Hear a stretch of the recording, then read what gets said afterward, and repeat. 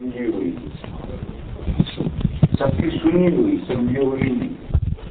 رمضان میں اثر کے بعد دماغ دونوں ہل جاتے ڈھیلے پڑ جاتے ہیں. اس کے بعد ادھر سے ادھر ادھر سے ادھر ہو جاتی ہے. لوگ یہ تو ٹیڑھا ہے کدھر لگائیں گے. اب وہ اندر جائے گا نیچے.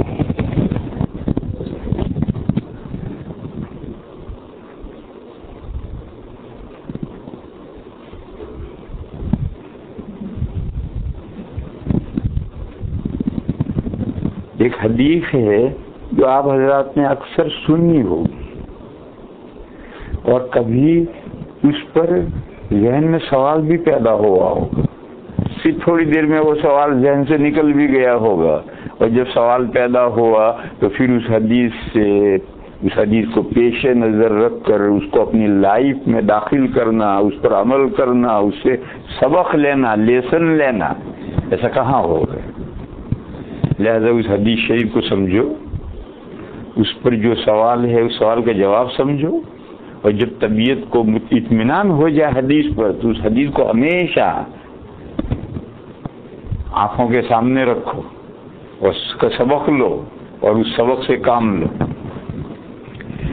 نبی پاک صلی اللہ تعالی علیہ وسلم نے فرمایا ہے کہ یہ دنیا مومن کا جیل خانہ ہے اور نن مومن کا, کافر کا باغ ہے, جنت ہے, گارڈن ہے. صحیح حدیث ہے کہ دنیا مومن کا جیل خانہ ہے, کافر کا باغ ہے. آدمی سوچتا ہے کہ یہ بات کیسے ہے. ہم دیکھتے ہیں کہ کافر مالدار ہے, الحمدللہ مسلمانوں میں بھی بلینر ہیں, ٹریلین ہیں جن کے پاس دولت کا کوئی حساب نہیں, ایسے بھی ہیں. اور اگر مسلمانوں میں غریب ہیں اور فٹ پاتھ پہ سوتے ہیں تو کافروں میں بھی ایسے لوگوں کی کوئی کمی نہیں. اگر وہ تندرست ہیں تو مسلمانوں میں بھی آپ محمد علی کلے ہے, اور اگر مسلمانوں میں بیمار لاغیب ڈیزیبل ہے تو ان میں بھی بیمار لاغیب ڈیزیبل ہے. تو ہم دنیا میں مومن اور کافر میں کوئی فرق نہیں دیکھتے ہر اعتبار سے. جیسے مومن ہے کافر بھی ہے, جیسے کافر ہے مومن ہے. اور نبی پاک صلی اللہ تعالی علیہ وسلم فرما رہے ہیں کہ یہ دنیا مومن کا جیل خانہ ہے. اس کا مطلب کہ کہیں بند ہے, محبوس ہے, نہ ہل سکتا ہے, نہ چل سکتا ہے, نہ جا سکتا ہے, نہ آ سکتا ہے. حالانکہ ایسا نہیں ہے. اور کافر کا باغ ہے, حالانکہ سارے کافر عیش میں نہیں ہیں. دیکھو میرے بھائی, ایک پرنسپل یاد رکھو, جب بھی قرآن کی کسی آیت کے بارے میں شک و شبہ پیدا, کوئی اشکال پیدا ہو ذہن میں, کسی حدیث کے بارے میں ذہن میں کوئی اشکال پیدا ہو, تو پرنسپل یہ طے رکھو کہ قرآن میں اشکال تو اس لیے پیدا ہوا کہ میں سمجھ نہیں سکا, بات صحیح میں نے سمجھی نہیں, اس لیے اشکال ہو.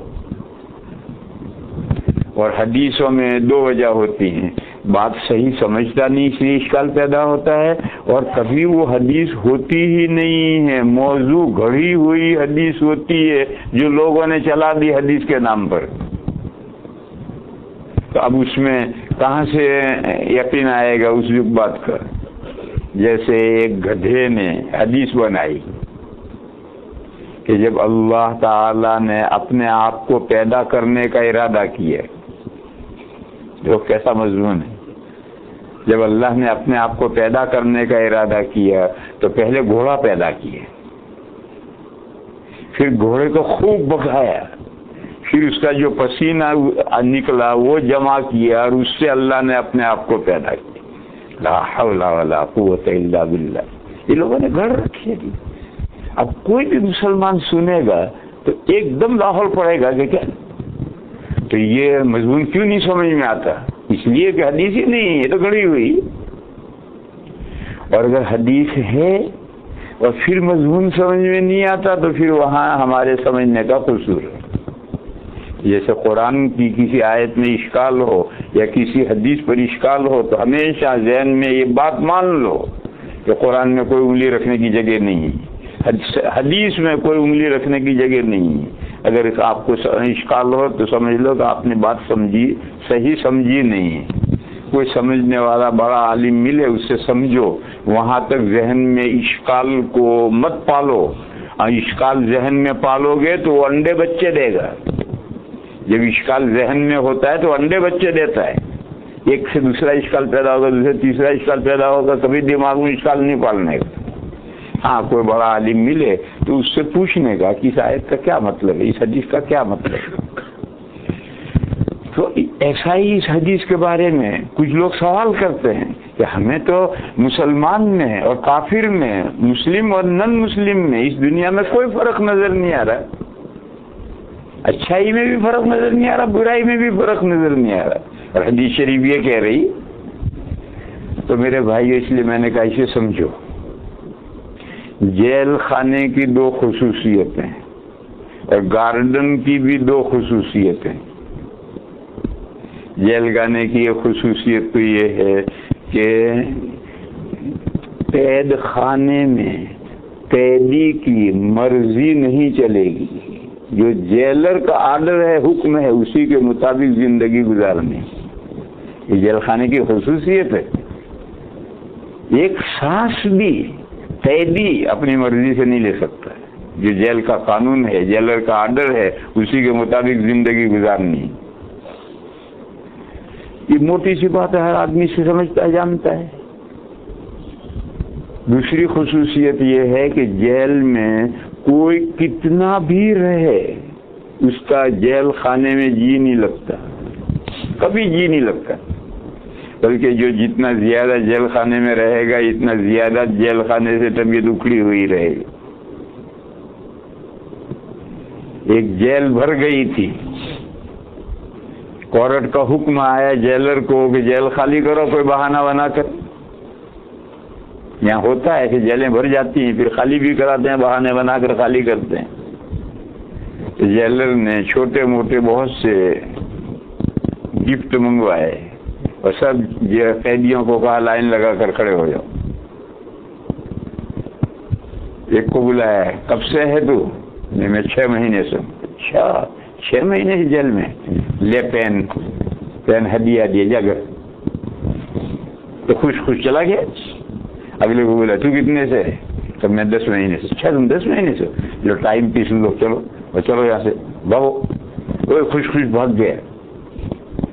تو ایک چچا پیچھے تھے جو 20 سال سے جیل میں تھے، انہوں نے سوچا کہ ہمیں تو کوئی بہت بڑا گفٹ ملے گا، کوئی بلڈنگ ہی مل جائے گی پوری۔ آخر میں ان کا نمبر آیا، کیوں کون کتنے دن جیل میں رہا ہے اس کے اعتبار سے لائن لگوائی تھی، تو سب سے زیادہ وہ رہے تھے۔ ایسے کتنے دن؟ ہم 20 سال سے جیل میں ہے۔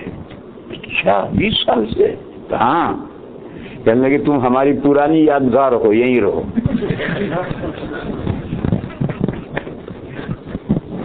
تو بیچارے دل محسوس کر رہ گئے، کہا تم پرانی یادگار ہو ہماری، کہاں جاؤ، یہیں رہو۔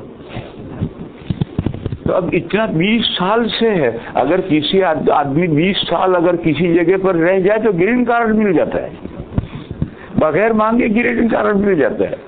اور یہ بندہ 20 سال سے ہے اور اس کی طبیعت نہیں لگ رہی جیل خانے کی۔ یہ جیل خانے کی خصوصیت ہے، کوئی کتنا بھی رہے گا جیل میں اس کی طبیعت وہاں نہیں لگے گی۔ اور جیل خانے میں قانون کے خلاف آپ کوئی کام نہیں کر سکتے۔ اور باغ کی بھی 2 خصوصیتیں۔ باغ میں گھومنے پھرنے کے لیے کوئی پابندی نہیں، جدھر چاہو گھومو پھرو، اٹھو بیٹھو۔ پھول توڑنے کی پابندی ہو سکتی ہے، پتا توڑنے کی پابندی ہو سکتی ہے، پودا کچلنے کی پابندی ہو سکتی ہے، لیکن گھومنے کی کوئی پابندی نہیں۔ باغ کو دیکھنے کی کوئی پابندی نہیں، باغ کو دیکھ کر کے قلب و دماغ کا سرور اور لذت حاصل کرنے کوئی پابندی نہیں۔ اور اگر کسی باب میں ان تمام چیزوں میں پابندی ہو تو اس باب میں کوئی گھومنے نہیں جائے گا۔ دوسرا باغ میں جب آتا ہے، اگر باغ بہت شاندار باغ ہے تو آدمی کا جی ایسا لگ جاتا ہے کہ مجبوراً ہی باغ سے گھر واپس آتا ہے، ورنہ اس کا جی چاہے کہ دن لمبا ہو جائے تو میں باغ میں گھومتا ہی رہوں، مگر رات ہو جاتی ہے تو پھر مجبوراً اس کو واپس آنا پڑتا۔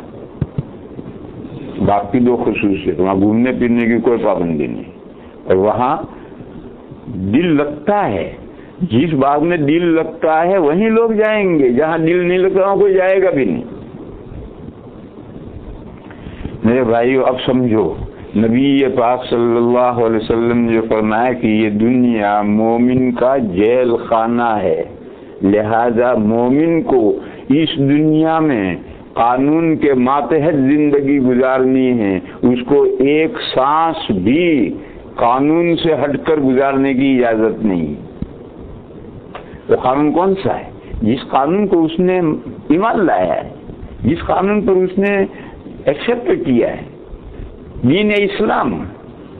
اسلام تو شریعت کا نام ہے، قوانین کا نام ہے، اور اس پر ایمان لایا ہے، ایمان عقیدے کا نام ہے، بلیف۔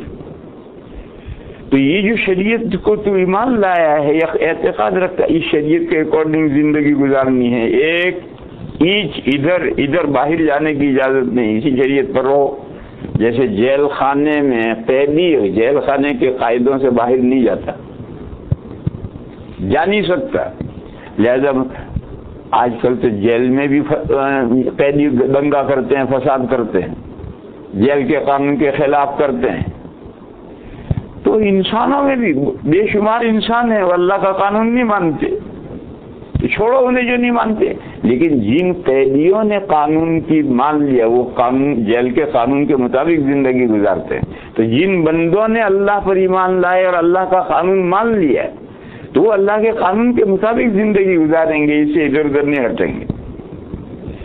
اور مومن بندے کا دنیا میں کبھی جی نہیں لگتا، شروع میں چاہے لگ جائے، لیکن جب زمانہ لمبا دنیا میں عمر لمبی ہوتی جائے گی، جتنی عمر لمبی ہو جائے گی وہ دنیا سے اکتائے گا، آخرت کا خواہش مند رہے گا۔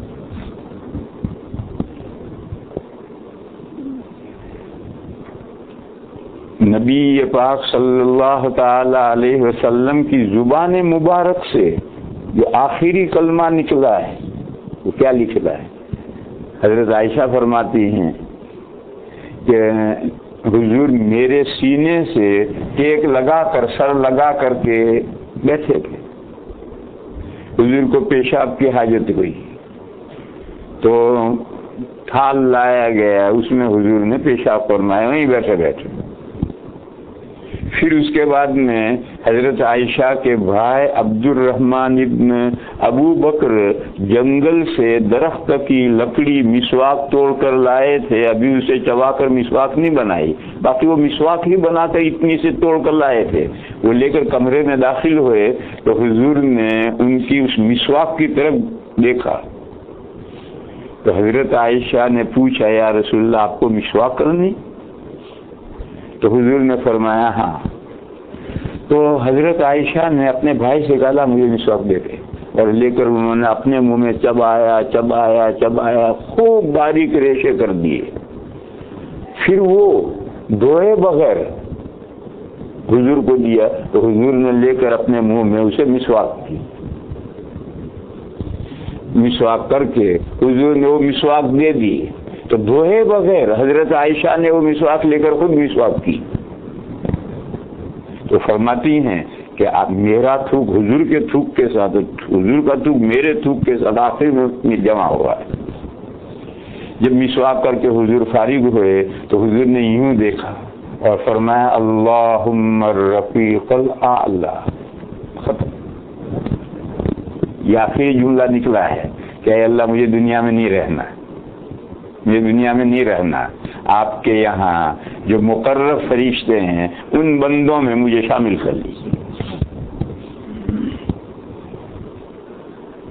ایسے وقتوں میں آدمی کیا تمنائیں کرتا ہے، لیکن نبی صلی اللہ علیہ وسلم کے جو جملے نکل رہے ہیں اس کا مطلب ہے کہ دل دنیا کی کوئی محبت ہی نہیں۔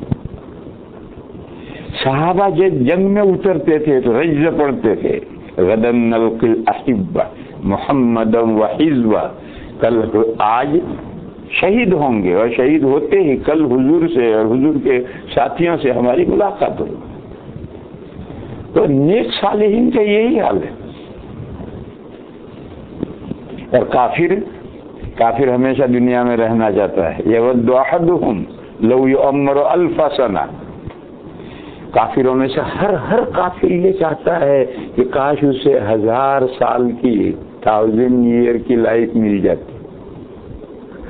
قرآن نے کہا وما هو بمزحزحہ من العذاب لو یعمر، چلو 1000 ایئر کی زندگی مل گئی، 1000 ایئر بھی تو ایک دن ختم ہو جائیں گے، پھر کیا ہوگا؟ پھر جہنم سامنے ہے۔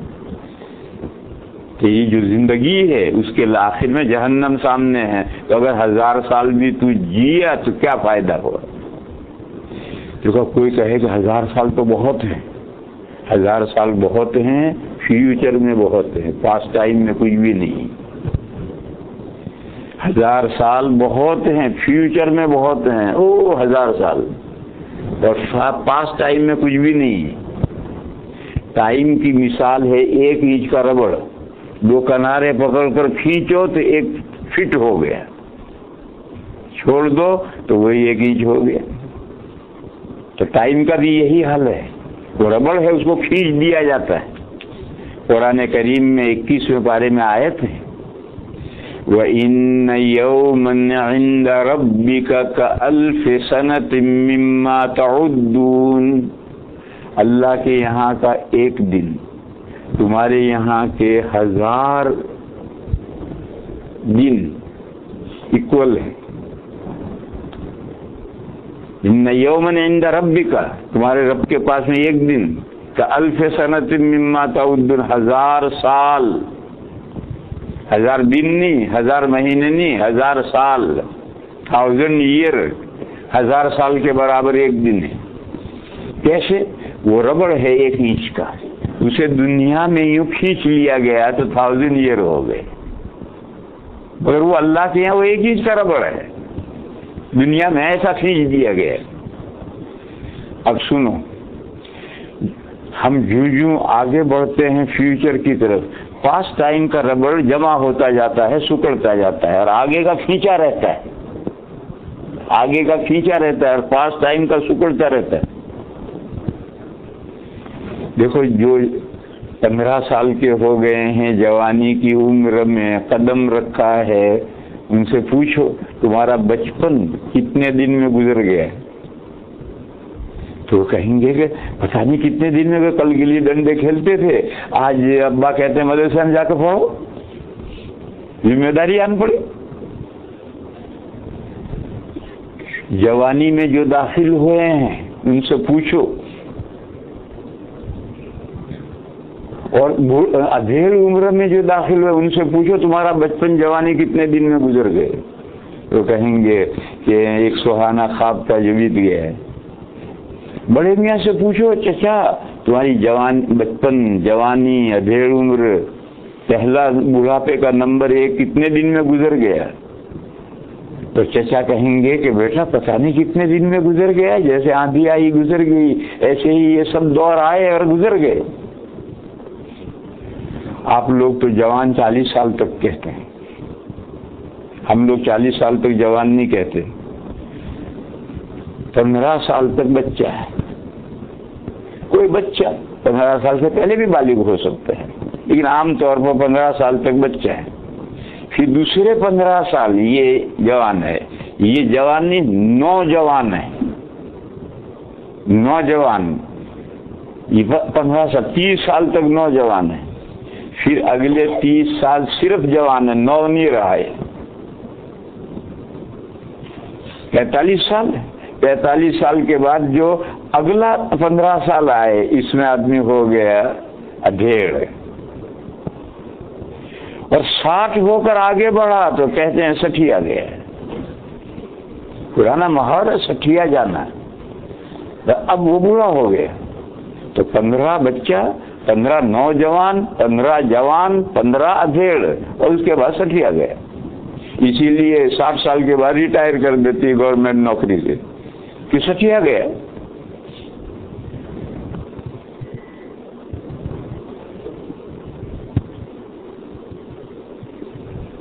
تو چچا سے پوچھو یہ سب 3-4 دور کتنے دن میں گزر گئے، تو وہ کہیں گے آدھی کی طرح گزر گئے۔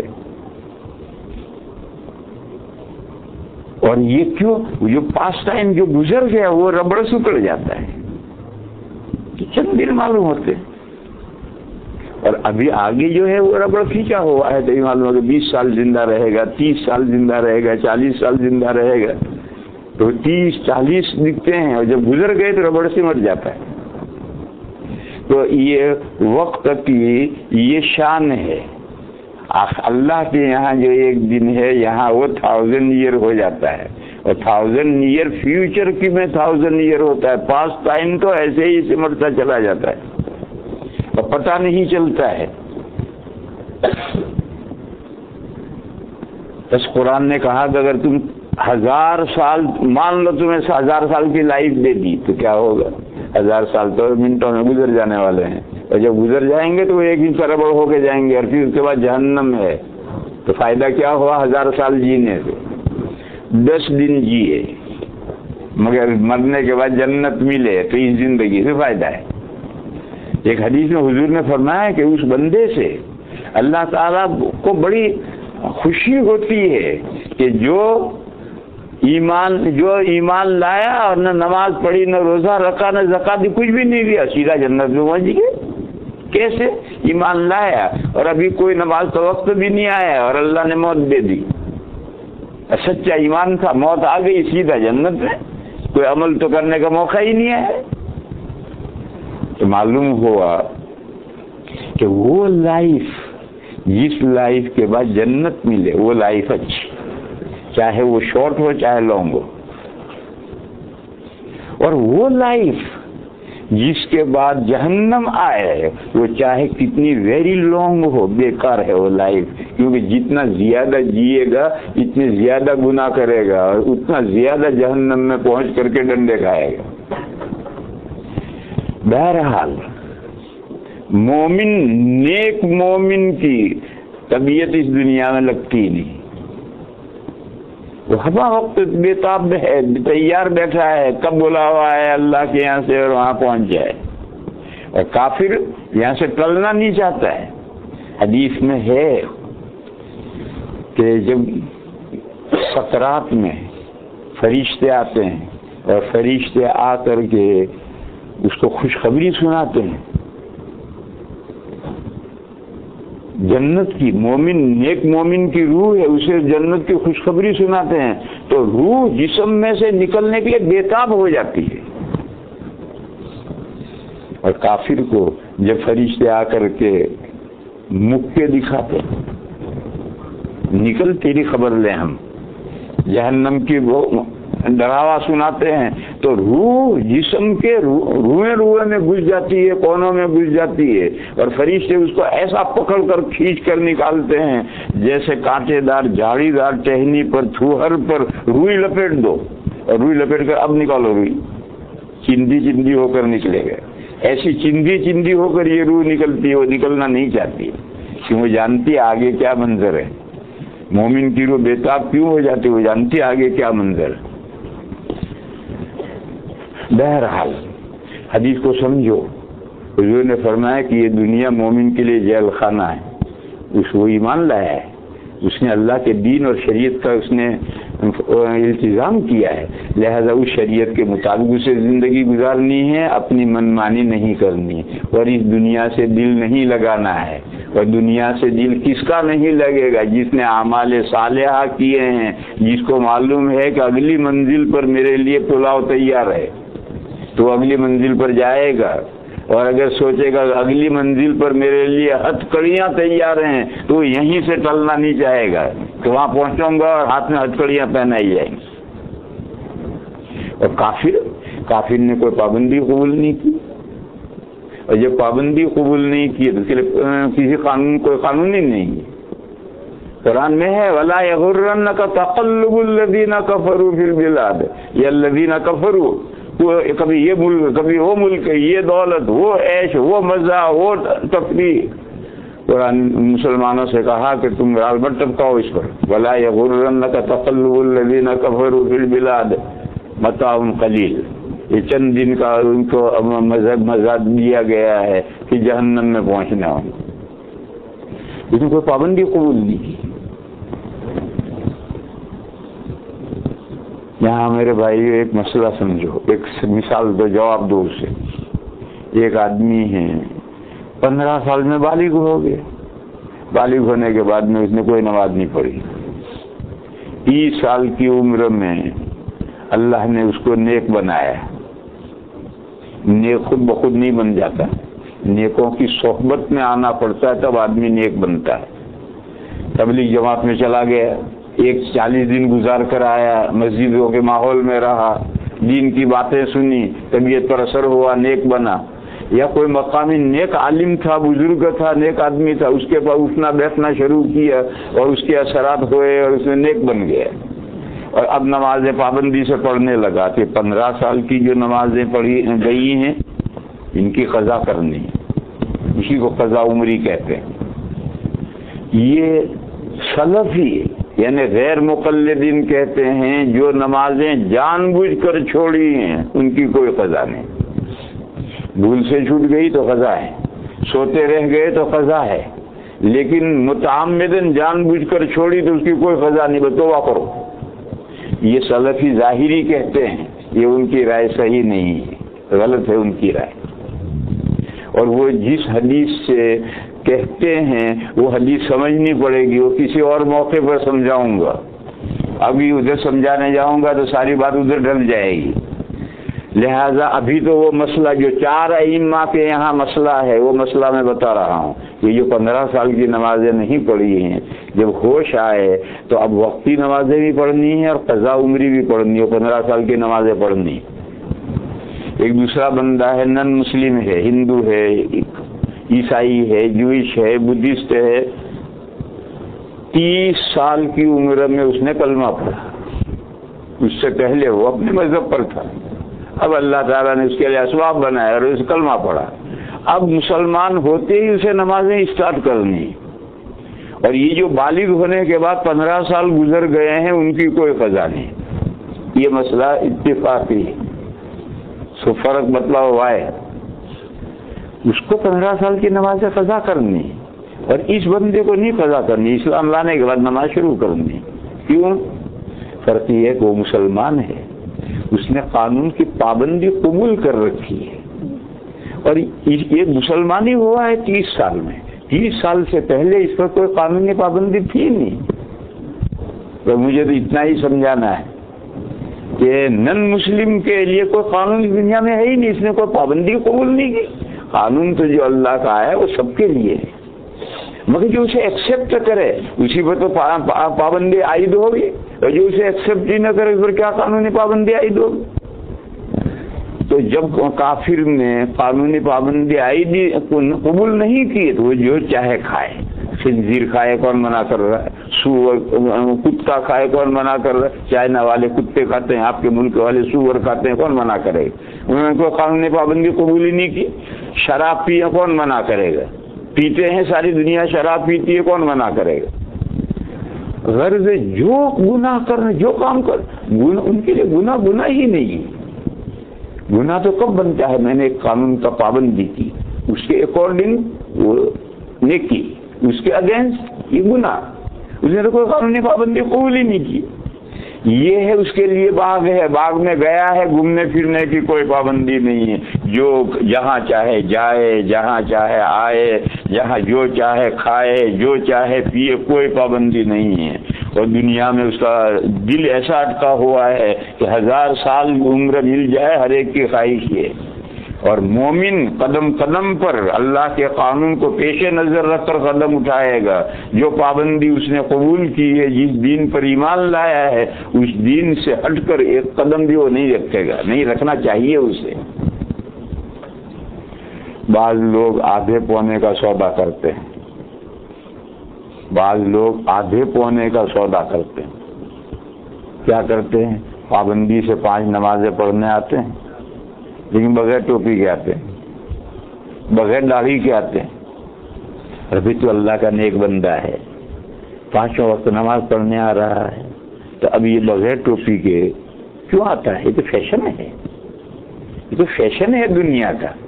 اللہ کے دربار میں تو خذوا زینتکم الا کل مسجد، جب مسجد میں جاؤ مزین ہو کر جاؤ.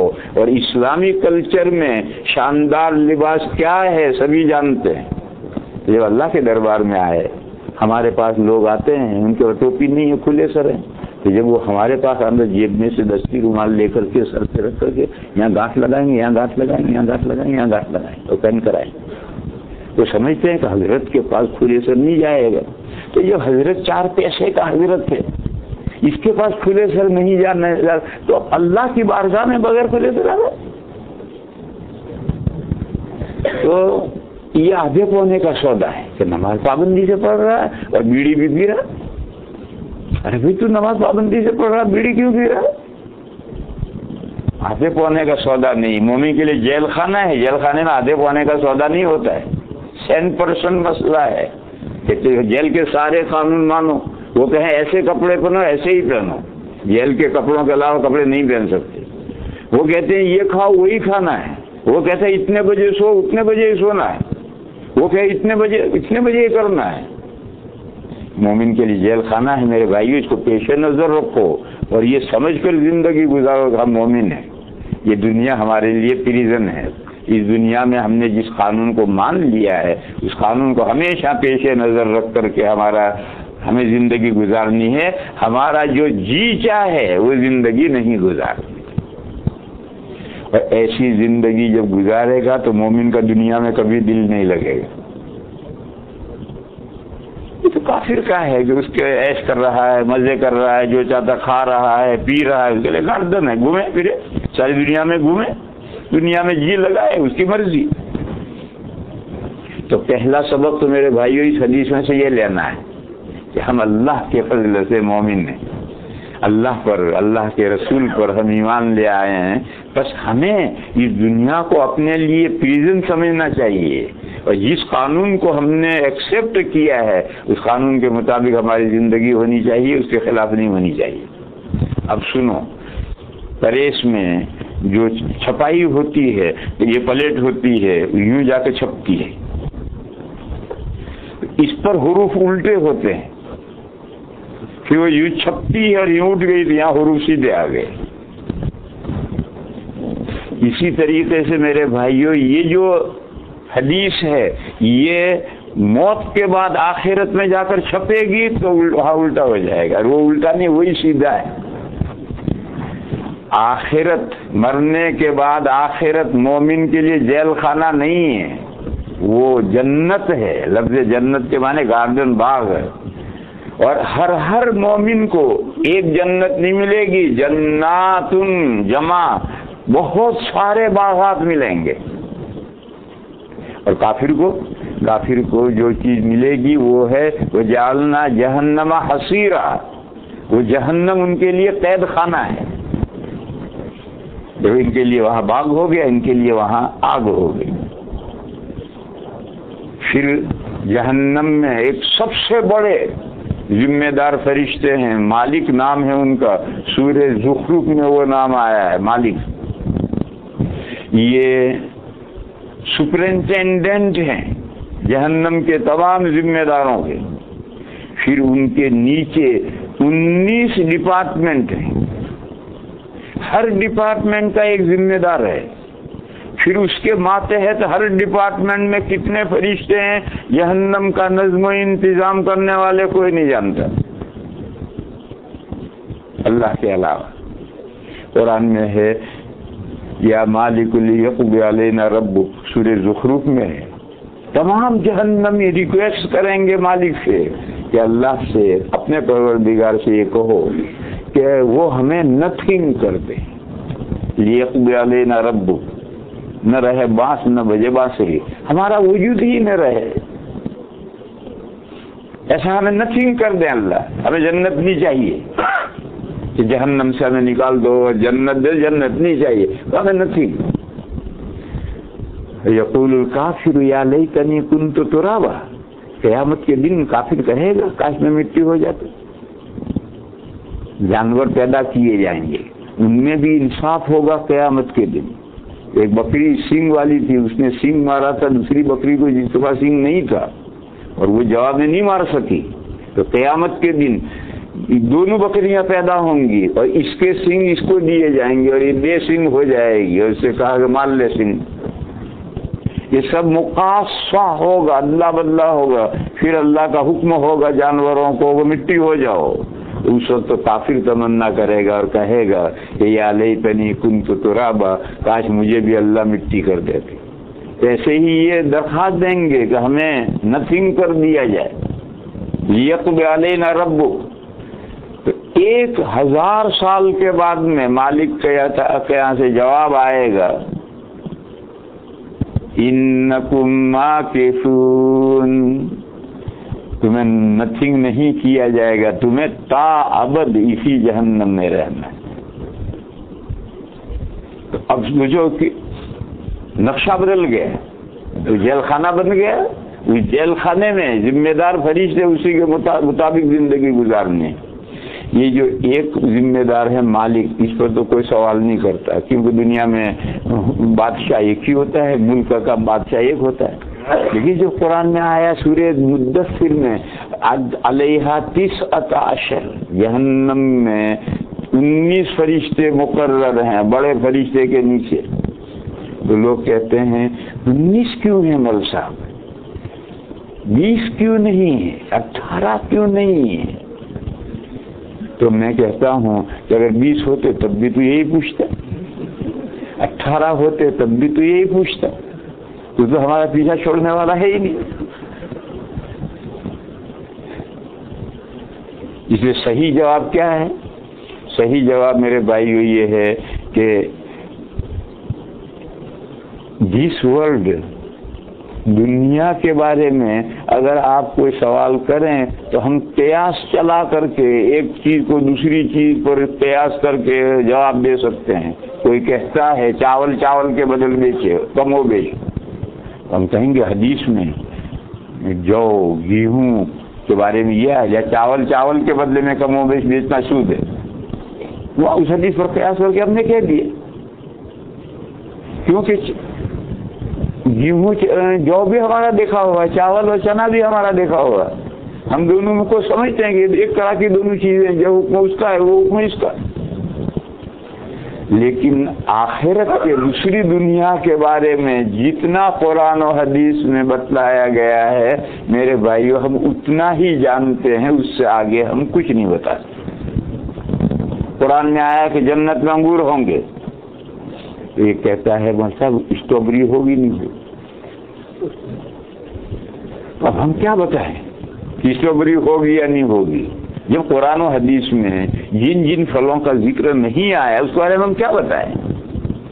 ہم نہیں یہ کہہ سکتے ہوگی، تو پوچھیں گے ہوگی دلیل کیا ہے؟ نہیں یہ کہتے ہیں کہ نہیں ہوگی کیسے کہتے ہیں کہ ہمیں کیا پتا کہ نہیں ہوگی؟ لہذا دوسری دنیا کے بارے میں، آخرت کے بارے میں جو کچھ قرآن و حدیث میں آیا اتنا ہی بتلا سکتے ہیں، اس سے آگے ہم وائے کا جواب نہیں دے سکتے۔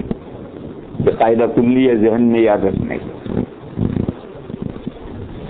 البتہ ایک قاعدہ کلی آیا ہے قرآن و حدیث میں کہ جنت میں فیہا ما تشتہیہ الانفس وتلذ الاعین، جنت میں پہنچنے کے بعد میں دل جن چیزوں کی خواہش کریں گے، جن چیزوں کی خواہش کریں گے وہ ملے گا، آنکھیں جن چیزوں سے لذت حاصل کریں گے وہ چیزیں ملیں گی۔ ایک دیہاتی نے کہا مولوی صاحب جنت میں حقہ بھی ملے گا نہیں ملے گا، سگریٹ ملے گی نہیں ملے گی؟ مولوی صاحب نے کہا اگر تیرا جی چاہے گا سگریٹ پینے کو تو ضرور ملے گی، مگر جلانے کے لیے جہنم میں جانا پڑے، کیوں جنت میں آگ نہیں ہے، جیسے جلاؤ وہاں جا کے جلا کر آؤ پیو۔ جیسے معتکف کو اگر سگریٹ پینا تو بیت الخلاء میں جا کر پینی، معتکف کو اگر سگریٹ پینی ہے تو بیت الخلاء میں جا کر پینی ہے، مسجد میں نہیں پی سکتا، کیونکہ سگریٹ پینے کی بہترین جگہ وہی ہے۔ استغفر اللہ۔ کہ میرے بھائیوں ایسی چیز کیوں کھاتے پیتے ہو کہ جو بیت الخلا میں جا کر پینی پڑے، جس کو جلانے کے لیے جہنم میں جانا پڑے، ایسی چیزیں چھوڑو۔ کہ ہمیں تمباکو کھاتے کھاتے تمباکو کی عادت پڑ گئی ہے، تو تمباکو کھانے کے جائز طریقے اس طرح کھاؤ، کون منع کر رہا ہے؟ دیکھو ہم ابھی افطار کر کے یہیں مسجد میں پان لگا کر تمباکو والا کھائیں گے، مسجد میں کھائیں گے، اور آپ میں سے کوئی اعتراض نہیں کرے گا۔ معلوم ہوا کہ تمباکو کھانے کا حکم اور ہے، پینے کا حکم اور ہے۔ پینا پڑتا ہے بیت الخلا میں جا کر، اور کھاتے ہم مسجد میں ہی ہیں، اور آپ لوگ اعتراض نہیں کرتے۔ تو اس لیے اس کی اگر تمہیں تمباکو کی عادت پڑ گئی ہے تو اس کے بہت سے طریقے ہیں، جائز طریقے، اس طریقے سے کھاؤ۔ اس طریقے سے کیوں کھاتے ہو یا پیتے ہو جس کو؟ تو بات دوسری طرف چلی گئی۔ میں تو یہ کہہ رہا تھا کہ جنت میں جو چاہو گے ملے گا، اور جنت میں ایسا جی لگے گا کہ تا ابد کسی جنتی کا جنت سے نکل کر کسی اور جگہ منہ ہونے کا جی چاہے گا ہی نہیں۔ جیسے دنیا میں سال 2 سال 5 سال کے بعد میں منہ ہو جاتے ہیں، وہی میں اللہ پرانا ہو گیا، چلو دوسرے گھر کا فرنیچر پرانا ہو گیا، پھینکو دوسرا لاؤ، چلو منہ۔ طبیعت اگتاتی ہے، انسان ہے، طبیعت اگتاتی ہے، جنت میں طبیعت نہیں اگتا ہے۔ کروڑوں سال تا ابد ان کا جنت سے دوسری جگہ جانے کو یہ چاہے گا ہی نہیں۔ یہ مضمون قرآن کریم میں سورہ کہف کے آخر میں ہے، ان الذین آمنوا وعملوا الصالحات، بے شک وہ لوگ جو ایمان لائے اور انہوں نے نیک کام کیے، کانت لہم جنات الفردوس نزلا، ہوں گی ان کے لیے بہشت بری کے باغات ہوں گے مہمانی کے طور پر۔ بہشت یعنی جنت، جنت کی جو ہائی کلاس ہے وہ فردوس کہلاتی ہے۔ اس ہائی کلاس جنت میں ایک باغ نہیں، جنات بہت سارے باغات ملیں گے، اور ملیں گے مہمانی کے طور پر ملیں گے۔ کوئی کسی کو دیتا ہے کوئی چیز تو دینے کے 4 طریقے ہیں، کوئی کسی کو کوئی چیز دیتا ہے تو دینے کے 4 طریقے ہیں۔ ایک بھکاری کو بھیک دیتے ہیں، پیڑھی پر بیٹھے ہیں سیٹھ صاحب، اس نے آ کر کھڑا ہوا اللہ کے لیے، تو اس نے 98 روپیہ نکال کر پھینکا، لے، یہ بھکاری کو بھیک دی، یہ غلط طریقہ ہے۔ حدیث شریف میں ہے، حضور نے فرمایا اگر تمہیں سائل کو بکری کے سینکے ہوئے کھر دینے ہیں تو پھینکو مت، خود لے کر اٹھو، اس کے ہاتھ میں احترام سے دو۔ سائل ہے، 1 روپیہ ہی تمہیں دینا ہے، 1 روپیہ ہی دو، اٹھ کے جا کر احترام سے اسے دو۔ یہ سوچو کہ نقشہ اس کا الٹا بھی ہو سکتا ہے، تم جولی لے کر کھڑے ہو اور یہ غریب جو ہے یہ پیڑھی پر بیٹھا ہو، اور جب وہ روپیہ تمہاری طرف ہے کہ لے، تو تمہارے دل پر سانپ لوٹے گا۔ اس نقشے کو سوچو، اور تم اللہ نے تمہیں آج پیڑھی پر بٹھایا ہے، وہ جھولی لے کر کھڑا ہے، تو روپیہ اٹھو، احترام سے کہو بھیا لے، 1 روپیہ ہی دو، جتنا دے سکتے ہو دو، مگر احترام سے دو۔ بہرحال ایک بھکاری کو دیتے ہیں لے۔ دوسرا لینا ہوتا ہے کیش اینڈ کیری، خریدتے ہم، لے پیسے، لا میری چیز، میں نے پیسے اسے دیے، اس میں کوئی رسپیکٹ نہیں، اس نے چیز مجھے دی، اس میں کوئی رسپیکٹ نہیں، جک مار کے پیسے دینے، جب تم نے خریدے تو پیسے جک مار کے دینے، جب میں نے پیسے دیے تو اسے چیز جک مار کے دینی ہے، کیش اینڈ کیری۔ اور وہ بھکاری کو دیا ہے، اس میں تو رسپیکٹ نہیں ہے بلکہ انسلٹ ہے، اور یہ جو دینا لینا ہے اس میں انسلٹ بھی نہیں ہے لیکن رسپیکٹ بھی نہیں ہے، دیتے ہیں لیتے ہیں۔ یہ دینا لینا ایک تو یہ ہے۔ تیسرا ہے ہلکے سے رسپیکٹ کے ساتھ دینا، جیسے شادی ہوتی ہے تو لوگ لڑکی دلہا کو یا دلہن کو کوئی برتن لا کے دے رہا ہے، کوئی اور لا کے دے رہا ہے، یہ سب گفٹ دے رہا ہے، اس गिफ्ट में रिस्पेक्ट होता है हल्का सा। दुल्हन को चीजें ला ला करके लोग देते हैं, ये इसमें गिफ्ट में रिस्पेक्ट होता है हल्का का। बुजुर्गों को, मौलाना साहब को लोग देते हैं, इसमें गिफ्ट में रिस्पेक्ट होता है। और एक चौथा देना है, बड़ा आदमी हमारे घर मेहमान आया, उसके लिए जो हम मेजबानी तैयार करते हैं तो उसमें रिस्पेक्ट से कूट कूट कर भरा हुआ होता है। और हमारे यहाँ गुजरातियों के यहाँ तो कोई बड़ा मेहमान आने वाला हो तो हमारी ख़वातीन 2 दिन पहले से पकाना शुरू कर देती, समोसे बना कर रखेंगे, कसरे जमा के रखेंगे, वो करके रखेंगे। तीसरे दिन मुझको मेहमान आना है और वो मंडे से लग जाएंगी और इतने खाने बनाएंगे कि 100 मेहमान खा लें, 100 आदमी खा लें, इतना खाना पकाएंगे एक मेहमान के लिए। और जितना बड़ा मेहमान होगा इतने बड़े आइटम होंगे।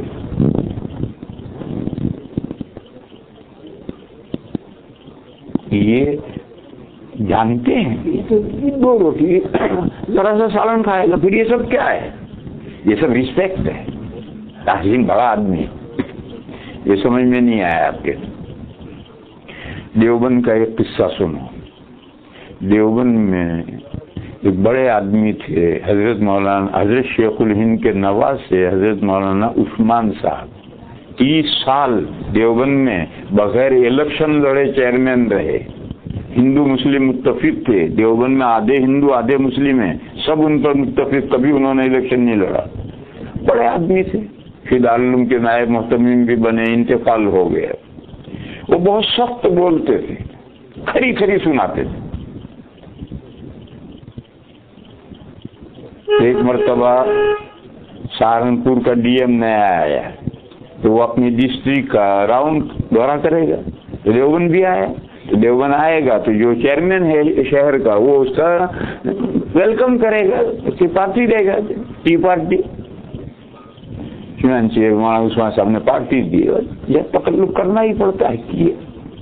फिर दस्तरखान पर जब बैठते हैं तो पहले मेहमान ये कहता है कि हजरत आपने मेरे लिए बहुत तकल्लुफ कर दिया और ये कर दिया, अल्लाह आपको जज़ाए खैर दे, थैंक यू थैंक यू। यानी पहले थैंक यू कहो, फिर जो बच जाओ थैंक यू, या फिर डस्टबिन में फेंको।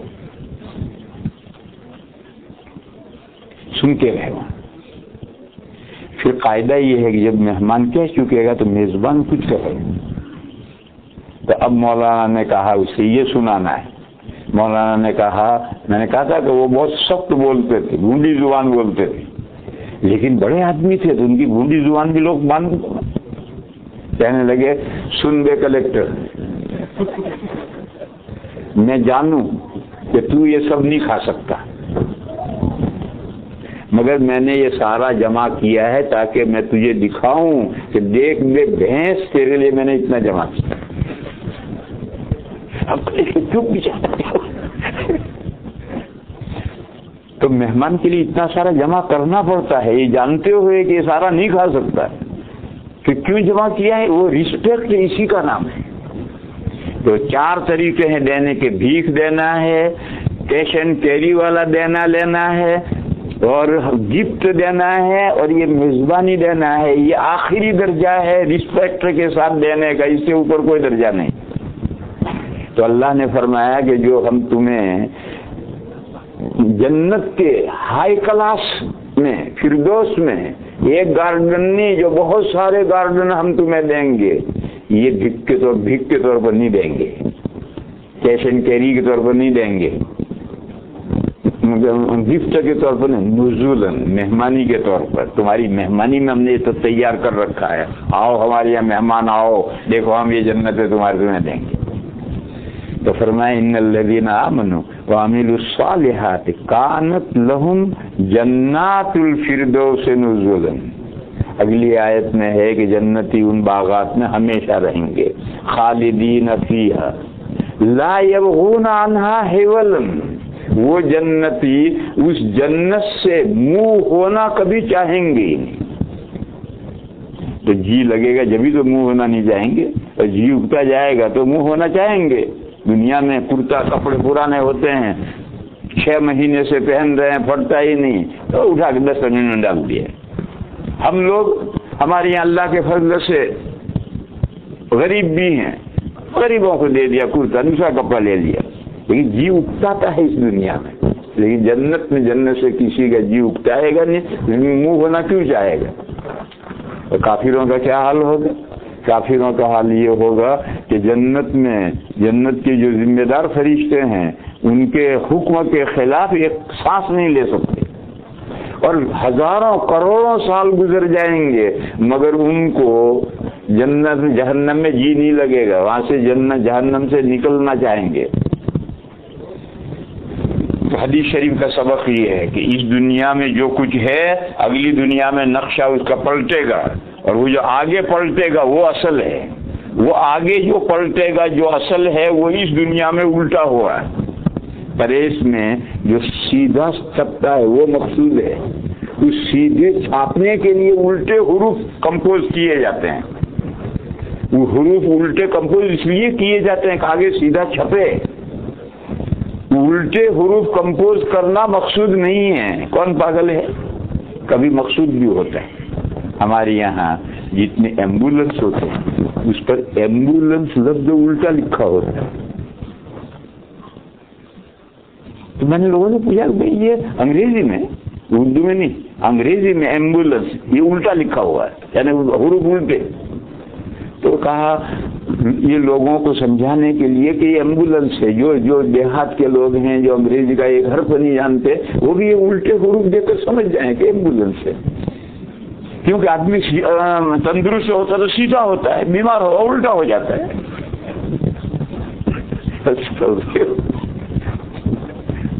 تو اب جیسا بیمار الٹا ہو جاتا ہے، سیدھے سے الٹا ہو جاتا ہے، تو حروف بھی ایمبولینس کے الٹے کر دیے تاکہ لوگ سمجھ جائیں کہ یہ مریضوں کے لیے گاڑی ہے. تو یہ تو ایک جاہلوں کی ضرورت ہے. باقی دنیا میں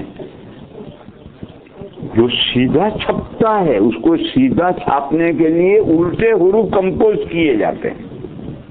میرے بھائیوں، اسی طرح سے جو آخرت کی زندگی آ رہی وہ اصل زندگی ہے. وہاں جو کچھ ہے وہ اصل ہے، اس کے لیے اس دنیا میں اس کا الٹا کر دیا گیا ہے. یہ دنیا مومن کے لیے قید خانہ ہے، کافر کے لیے باغ ہے. تو اس طریقے سے زندگی مومن گزارے گا تو اس کو وہاں ایک باغ نہیں جنات ملیں گی، اور اس کے لیے جہنم ملے گی جو حسیرن قید خانہ ہو. وہ اس حدیث شریف کا مطلب ہے. اس کو سامنے رکھنا چاہیے ہم میں سے ہر ایک کو. اور دنیا کی زندگی، ایمان تو اللہ کے کرم سے ہمیں مل گیا ہے، کوئی محنت نہیں کی. اگر اللہ کے پشتی نہیں مسلمان ہم نہ ہوتے تو معلوم نہیں کہاں بھٹکتے ہوتے، ایمان ملتا ہے نہ ملتا. لیکن اللہ نے ایمان تو اپنے کرم سے دے دیا ہے. اب ان الذین آمنوا کے بعد وعملوا الصالحات پیش نظر رکھنا ہے. ایمان کے ساتھ عمل الصالحات ہو گیا تو آگے سب کچھ ہو گیا. اور اگر اس میں کمی رہ گئی تو پھر آگے بھی اسی طرح سے کمی رہے گی. آخر دعوانا ان الحمدللہ رب العالمین. کتنے بجے ہے؟ 7:12 پر ہے. مطلب کہ میں کوئی سوال لوں کسی کا؟ ایک صاحب سوال لکھ کے بہت دیر سے پریشان ہے بیٹھے ہیں.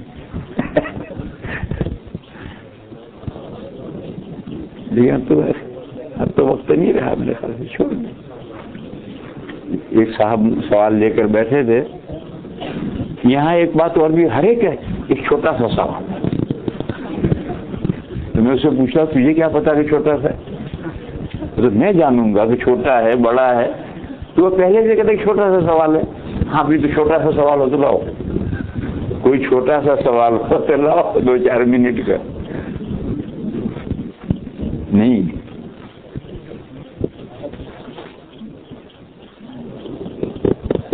سبحان اللہ الحمدللہ.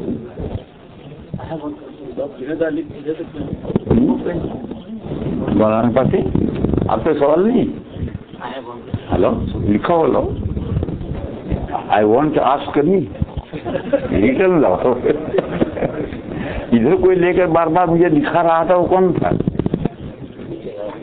ادھر ایک پیچھے بندہ تھا، بار بار مجھے سوال دکھا رہا تھا. پوچھوا چلا گیا لا بھی تیرا سوال ہے خالی.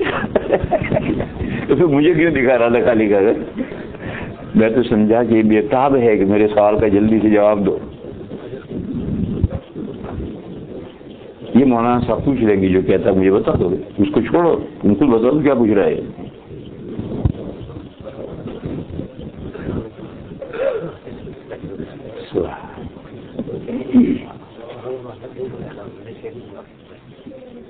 فجر کی جو 2 سنتیں ہیں فجر سے پہلے بعض مرتبہ امام صاحب جماعت میں جماعت شروع کر دیتے ہیں، تب بھی حنفی حضرات کے اندر نماز سنت پڑھتے ہیں.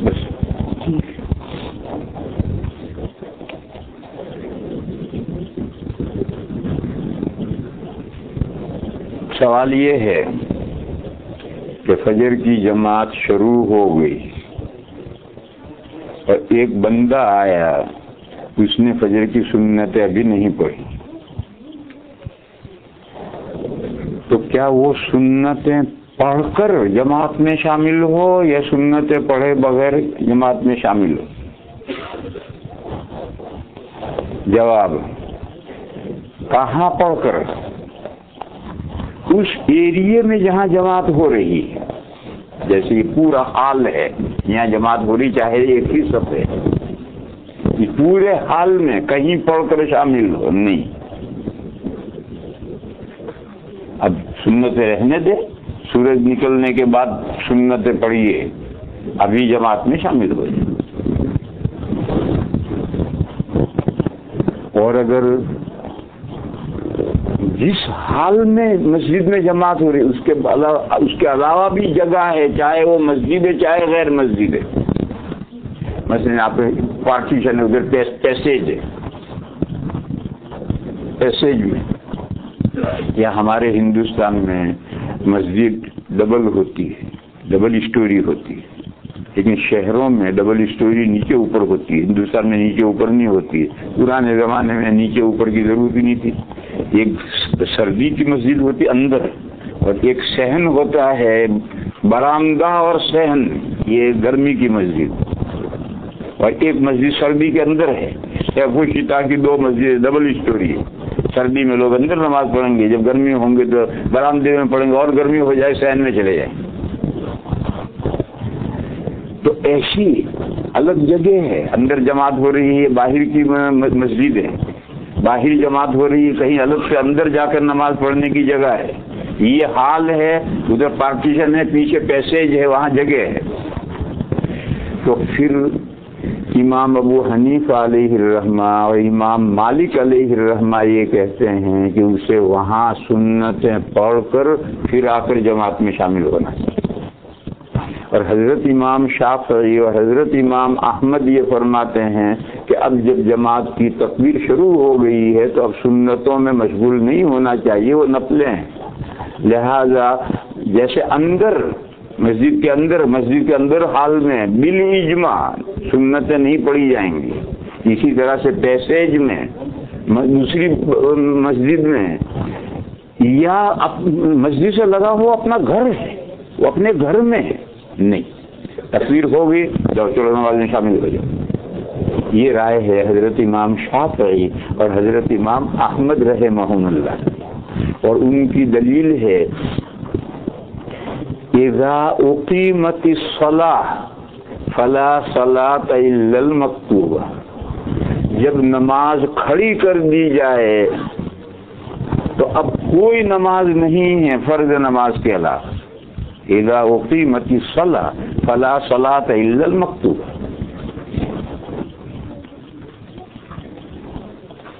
چنانچہ وہ کہتے ہیں کہ جس حال میں فجر کی جماعت ہو رہی اس حال میں بھی سنتیں نہیں پڑھ سکتے، اس سے باہر پیسیج میں بھی نہیں پڑھ سکتے، باہر مسجد سیف و شتا میں بھی نہیں پڑھ سکتے، مسجد سے متصل اس کا لگا ہوا گھر ہے اس میں بھی نہیں پڑھ سکتے، مدرسے مسجد سے متصل کلاس، اسکول کی کلاس ہیں، مدرسے کی کلاس ہیں، روم ہیں، ان میں بھی نہیں پڑھ سکتے.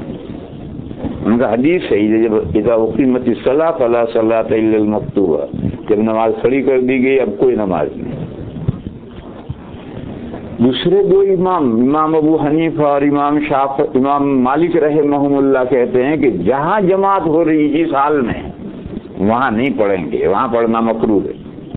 لیکن اس سے باہر پیسیج ہو، ساتھ میں گھر ہو، اسکول اور مدرسے کے کلاسوں کے جگہیں ہوں، تو یہاں اگر اسے یہ امید ہو کہ مجھے سنت پڑھ کر میں جماعت میں شامل ہوں گا تو مجھے ایک رکعت مل جائے گی، تو اسے چاہیے کہ وہ سنت پڑھ کر پھر آ کر شامل ہو۔ اور اگر اسے یہ خیال ہے کہ میں سنت پڑھنے میں لگوں گا تو مجھے صرف قاعدہ ملے گا یا کچھ بھی نہیں ملے گا، جماعت نکل پھر نماز سنت نہ پڑھے، نماز میں شامل ہو جائے، اور ایک رکعت ملنے کی امید ہے تو پڑھ کر آ کر شامل ہو۔ اب وہ جو حدیث ہے اس کا دائرہ کتنا ہے اس میں اختلاف ہو گیا ہے۔ دائرہ سرکل سمجھتے ہو؟ دائرہ کتنا ہے؟ بڑے دو امام کہتے ہیں جہاں اذا اقیمت الصلاۃ نماز کھڑی کی گئی، جہاں نماز کھڑی کی گئی ہے وہاں سنت پڑھنا جائز نہیں، حنفیہ کے بھی جائز نہیں، کہ ہمارے اس حال میں کہ لوگ پیچھے پڑھتے وہ غلط کرتے۔ ہمارے یہاں یہ مولانا صاحب ہے دارالعلوم میں بھی طلبہ وہیں مسجد میں جماعت وہیں بے وقوف پڑھتے ہیں، وہ غلط کرتے ہیں۔ تو کہ اگر بعض احناف غلط عمل کریں تو اس سے کوئی اشکال نہیں ہونا چاہیے، وہ ان کا رانگ سسٹم ہے۔ اور ہو سکتا مجھے نہیں معلوم آپ کے اس حال میں ہو سکتا ہے بعض وہاں پیچھے سنتیں پڑھتے ہوں، یہ غلط۔ جس مسجد میں چاہے وہ کتنی بڑی مسجد ہو، جس حال میں چاہے وہ کتنا ہی بڑا حال ہو، وہاں سنتیں پڑھنے کی چاروں اماموں کی گنجائش نہیں۔ اس سے فقہ میں عند باب المسجد گیٹ پر پڑھو، باہر گیٹ سے باہر پڑھو، جیسے ہماری یورپ امریکہ میں مسجدیں ہوتی ہیں ایسی عرب میں بھی ہوتی ہیں، ہندوستان جیسی نہیں ہے کہ دنیا بھر کی اللہ بلا ہے، پیشاب خانہ بھی ہے، غسل خانہ بھی ہے، اور آپ کے یہاں تو باورچی خانہ بھی ہے، اور وضو خانہ بھی ہے، اور نالیاں بھی ہیں، بیت الخلاء ہے۔ عرب میں کچھ نہیں ہوتا ہے، اپنے گھر سے وضو کر کے آؤ، مسجد میں قدم رکھو، مسجد آ گئی، باہر نکلو سڑک آ گئی۔ تو یہ دروازے عند باب المسجد یعنی دروازے سے باہر پڑھو۔ فقہ میں ہماری فقہ میں یہ مسئلہ لکھا ہے، مگر بہت احناف اس میں کوتاہی کرتے ہیں، اور میں آپ حضرات کو کیا کہوں، دارالعلوم دیوبند میں طلبہ کوتاہی کرتے ہیں۔ جس مسجد میں فجر کی جماعت ہو رہی 8-10 صفوں کے بعد میں طلبہ سنتیں پڑھ گئے۔ میں نے سر لڑتا ہوں تمہیں پڑھنی سنت میں ادھرے میں پڑھ کر آؤ۔ یہ مسجد حوض تک دارالفتہ تک یہ ساری مسجد ہے، یہاں سنتیں پڑھنا جماعت شروع ہونے کے بعد مکروہ تحریمی ہے۔ بہرحال امام بڑے دو امام کہتے ہیں کہ یہ جو حدیث ہے اس کا دائرہ ہے مکان کے اعتبار سے وہ حال جہاں جماعت ہو رہی ہے۔ یہاں حضور نے فرمایا اذا اقیمت الصلاۃ فلا صلاۃ الا المکتوبہ۔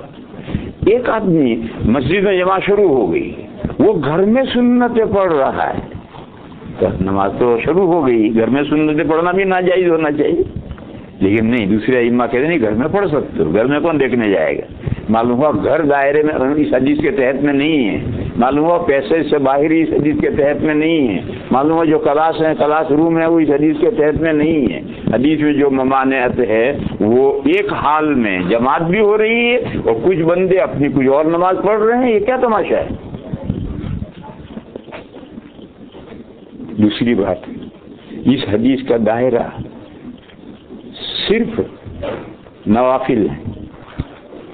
جماعت شروع ہونے کے فجر کی جماعت شروع ہونے کے بعد بھی اگر کسی کی عشاء کی جماعت قضا نماز قضا ہوئی ہے اور وہ صاحب ترتیب ہے اور مسافر ہے، میں مسافر ہوں، میں یہاں آیا، مجھے فجر کے وقت میری عشاء نہیں ہوئی، تب میں عشاء پڑھنے کس کے گھر میں جاؤں گا؟ اور میں صاحب ترتیب ہوں، پہلے میں عشاء پڑھوں گا تب میری فجر ہوگی، لہذا جماعت فجر کی ہو رہی ہے، میں اسی مسجد میں عشاء اپنی پڑھوں گا قضا، اور قضا پڑھ کر شامل ہوں۔ یہی حدیث ہے، یہ حدیث نوافل تک ہے دائرہ اس کا، فرائض تو نہیں۔ اسی طرح سے ایک آدمی رات کو سوتا رہ گیا، اس نے یہ خیال کیا کہ مسجد میں پہنچ کر اپنی وطر جو قضا ہو گئے ہیں، رات کو تہجد میں نہیں اٹھ سکا، اس کے وطر قضا ہوئے، اس نے کہا مسجد میں جا کر وطر پڑھ لوں گا۔ پہنچنے میں بیچ میں کوئی اڑچن آ گئی، گرین لائٹ ریڈ لائٹ پر، اور وہ گھر پہنچا، جماعت شروع ہو گئی اور اس کو وطر پڑھنے ہیں، اس کے رات کے قضا ہوئے ہیں اور وہ صاحب ترتیب ہے، تو اب وہ دوسری تو کوئی جگہ ہے نہیں، وہ مسجد ہی میں وطر پڑھے گا اور پڑھ کر کے پھر جماعت میں شامل ہو. کیونکہ یہ حدیث اس حدیث کا دائرہ نوافل ہے، اس حدیث کا دائرہ فرائض اور واجبات نہیں ہے. اور یہ مسئلہ چاروں اماموں کا اتفاقی، اس میں کوئی اختلاف نہیں. چاروں امام کہتے ہیں کہ فجر کی جماعت شروع ہونے کے بعد بھی قضا نماز ہوئی تو صاحب ترتیب پہلے قضا نماز پڑھے گا، وطر رہ گئے ہیں تو پہلے وطر پڑھے گا. پھر یہ حدیث شریف دو امام کہتے ہیں کہ ہر نفل، اور بڑے دو امام کہتے ہیں نہیں، ہر نفل نہیں بلکہ ایک نفل ہے اس کے ڈانڈے واجب سے ملے ہوئے ہیں. ڈانڈے جانتے ہو؟ یہ اردو کا لفظ ہے. ایک گاؤں ہوتا ہے کوئی بھی، تو گاؤں کے باہر چاروں طرف گول اس کی زمینیں ہوتی ہیں، اس گاؤں کی زمین یہاں تک. پھر یہ گاؤں کی زمین ختم ہوئی تو دوسرے گاؤں کی زمین ادھر شروع ہوئی، تو یہ دو گاؤں کی سرحدیں جو ملیں گی، یہ سرحد ڈانڈا ہے کہ اس کا اس کے ساتھ ڈانڈا ملا ہوا ہے، یعنی اس گاؤں کے ڈانڈے اس کے ساتھ ملے ہوئے ہیں، یعنی دونوں گاؤں کی سرحدیں ملی ہوئی. تو ایک واجب، ایک سنت ایسا ہے، ایک نفل ایسا ہے کہ اس کے ڈانڈے واجب کے ساتھ ملے ہوئے ہیں. دو بڑے امام کہتے ہیں یہ حدیث ان کو شامل نہیں، دو کہتے ہیں کہ نہیں ان کو بھی شامل، کیونکہ اگرچہ وہ ڈانڈے ملے ہوئے ہیں لیکن ہے تو سنت نفل ہے. دو کہتے ہیں کہ یہ سنت نفل ہیں، ان کے ڈانڈے واجب سے ملے ہوئے ہیں، لہذا یہ حدیث اس کو شامل نہیں. تو دیکھو یہ حدیث فرض کو شامل نہیں، یہ حدیث واجب کو شامل نہیں، یہ حدیث اس سنت کو جس کے ڈانڈے واجب سے ملے ہوئے ہیں اس کو شامل ہے یا نہیں. دو امام کہتے ہیں شامل ہے، چھوٹے دو امام کہتے ہیں لہذا فجر کی سنتیں نہیں پڑھ سکتے تکبیر کے بعد. دو بڑے امام کہتے ہیں یہ حدیث اس نماز کو شامل نہیں ہے، کیونکہ فجر کی سنتیں واجب جیسی، فجر کی سنتیں واجب جیسی ہیں.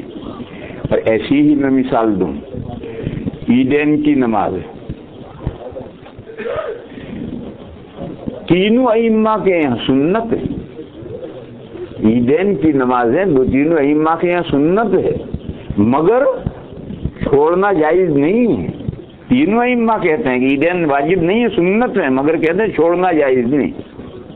دیکھو وطر کی نماز تین ائمہ کے یہاں وطر کی نماز سنت، وطر کو واجب نہیں کہتے، وہ سنت کہتے ہیں، مگر وہ کہتے ہیں کہ اس سنت کو لامحالہ پڑھنا ہے، اور اگر نہیں پڑھو گے تو قضا کرنی، چھوڑنے کی اجازت نہیں دیتے. چنانچہ امام ابو حنیفہ علیہ الرحمہ سے ایک روایت کتابوں میں یہ ہے کہ فجر کی یہ سنتیں واجب ہیں، یہ سنتیں نہیں ہیں. تو فتویٰ سنت والے قول پر ہو گیا، وقت 2 منٹ، سنت والے قول پر فتویٰ ہو گیا ہے، ورنہ دوسرا قول واجب کا ہے. تو واجب کا ہے تو واجب تو اس حدیث کے دائرے میں ہے ہی. یہ ہے مسئلے کی تفصیل.